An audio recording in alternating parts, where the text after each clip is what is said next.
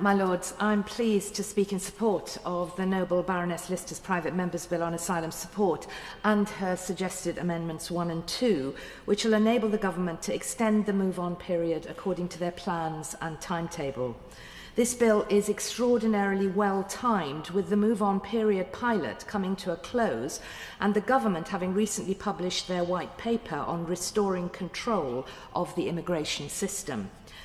As the Government reduces the backlog of asylum applications and also speeds up the process times of applications, I want to suggest that this bill doesn't impede, but it rather supports the Government as they seek to build a well-managed asylum system with integration back at its heart. At second reading, I spoke of why 28 days was simply not enough time for an individual with newly granted refugee status to locate new accommodation, try to find employment, and navigate a welfare system. I think this should now be regarded as indisputable, given an individual can't even access universal credit before 5 weeks has passed. And the majority of landlords won't even let a property before a first payment has come in. And setting up a bank account is proving difficult with an e-visa alone. On this latter point, I do hope that the Government will consider issuing guidance to banking services. I don't want to anticipate the findings of the Government's NatSen evaluation, but local authorities and other groups supporting refugees who've kindly been in touch with me have provided overwhelmingly positive feedback, as we've heard, about the extension of the move-on period, and I think we have to take that seriously. They tell me that it gives council officers a much more realistic time frame in which to do their jobs well. Namely, find a suitable housing solution for refugees, decreasing the likelihood of homelessness and the need for temporary accommodation. London councils reported that one region experienced a 24% increase in homelessness prevention outcomes. The Helen Bamber Foundation said that of the individuals they've supported since the move-on period was extended, all had received their first universal credit payment before the date of their eviction. This not only prevents refugees falling into destitution just as they're taking their first steps to build a life outside of Home Office provided accommodation, it also avoids the need for local authorities to provide emergency financial support, which will lead to savings at a time when we all know that budgets are under pressure.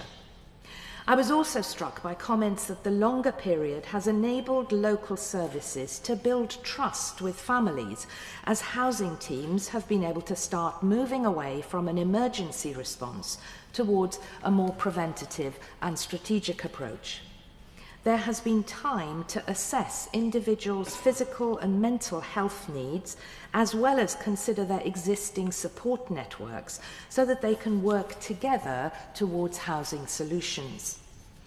I do hope the Noble Lord the Minister can confirm that the final evaluation will be published, and can I ask the Minister whether the evaluation will include detail on the impact that the longer move-on extension has had on family stability and child poverty, which, incidentally, I'm sure would support their work ahead of the child poverty strategy. We'll hear more, I'm sure, in the next grouping about the sensible provisions in Amendment 1 regarding documentation. But I do think that making the move-on period extension a permanent feature of our asylum system will enable steps like this to take place, which will streamline the timely delivery of key information so that the entire 56-day period can be fully utilised to support a family's next steps.